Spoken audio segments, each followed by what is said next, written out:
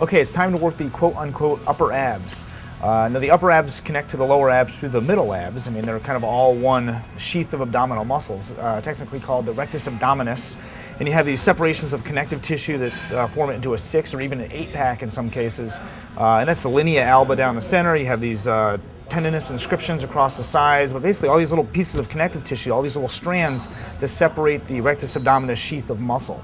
And to see that, you really need to lose body fat. Everybody has a 6-pack or an 8-pack down deep, but you need to lose the body fat on top of it. This won't necessarily do it, but it's kind of motivating to feel some muscle underneath there. It helps you eat better and do more cardio and do the big muscle groups so you can burn the fat to show the abs.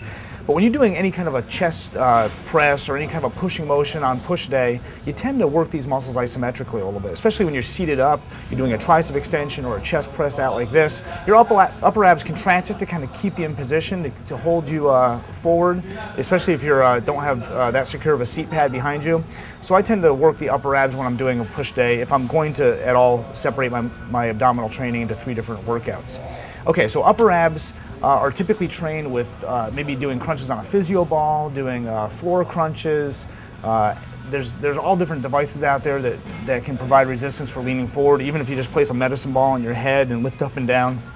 The problem is abdominal muscles are fairly strong, and you want to fatigue them. The whole purpose of this is to fatigue the abdominal muscles within a certain period of time. It's not necessarily the number of repetitions you do, it's more how much time they're under tension. And you want to fatigue abs in maybe about a minute or so. There's no reason to do countless number of repetitions, sets of 100, sets of, doing 15-minute ab routines. You're not going to spot reduce any more fat. You want to fatigue the muscle. You want to provide a resistance that allows it to fatigue so it can respond. Don't worry about getting your abs too big and too blocky. It's not going to get big like a bicep muscle. They're more of an endurance fiber. But you want to fatigue it probably within about a minute or so of repetitions. And really the only way to do that is to use some kind of a machine that allows you to put resistance on your upper body, so when you push down, the muscle has to work extra hard and it fatigues, and you don't have to do as many. So it's a quick ab training. There's no reason to do multiple sets on this either. You can just really fatigue it, get it over with, and be done with your workout. So this is an upper ab machine. I'm going to place my feet under the rollers just to provide support to the lower body. I want to kind of set myself in stone in the bottom. And remember, abdominals contract from bringing the sternum to the pelvic bone. You want to focus on bringing those 2 bones together. It has nothing to do with hip flexion. You're not bending here at this axis of rotation. You're bending it at an axis just above the belly button. So your lower back's going to be against the pad, crunching down like this. The axis of rotation of the machine, again, on this one is lined up with the red dot, which I'm going to place just around my navel area. It's my belly button, my umbilicus, maybe just a little bit above that. So my elbow's going to be back on these pads to provide resistance throughout the exercise. Now there's different machines that have different ways of providing resistance. You can have rollers or pads on front of the shoulders if you don't want to bring your arms back over your head. There are actually some machines where you can bring your lower body to your upper body while bringing your upper body to the lower body. So it's kind of a simultaneous contraction, uses more of the muscle mass. But this is a fairly common machine, so I'm going to use this one.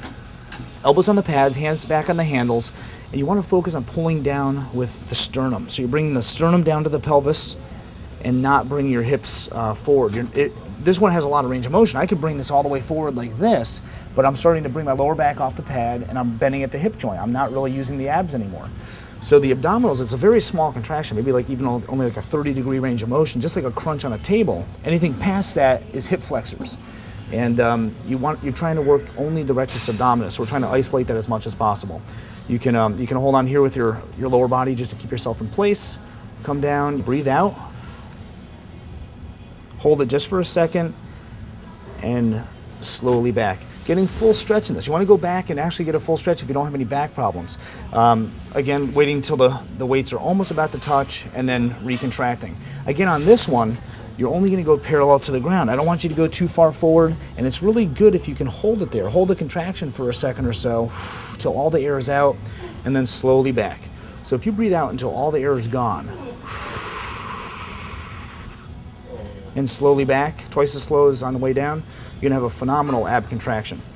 You definitely don't want to get momentum, and this is a very easy machine to do this on, but don't do it. You're not going to get as good results. You want to focus on pulling your abs back to your spine, lower back against the pad, pulling it in tight, kind of pulling your abs into where you want them to be ultimately. And that's it for the upper ab crunch. There's a lot of different variety, a lot of different ways of doing this, but this is a good standard exercise you can find in most facilities. Remember, 1 or 2 sets is great. You don't have to do countless number of repetitions. You want to fatigue the muscle. Make sure you do not hold your breath on this. This is a thoracic exercise. You can really create a lot of internal thoracic pressure by holding your breath, getting that Valsalva maneuver, changing lots of colors, lots of oxygen and carbon dioxide exchange. That's important too. So that's it for upper abs. Now's the time to do a little bit for the lower back if you want, and to do some flexibility, some stretching exercises, and then you're done with your routine. You don't want to do a lot of exercise after doing abs. You definitely don't want to do other compound movements like squats and chest presses and pull downs. You want to basically save these to the end of the routine. All right, it was nice meeting with you, and we'll see you on leg day.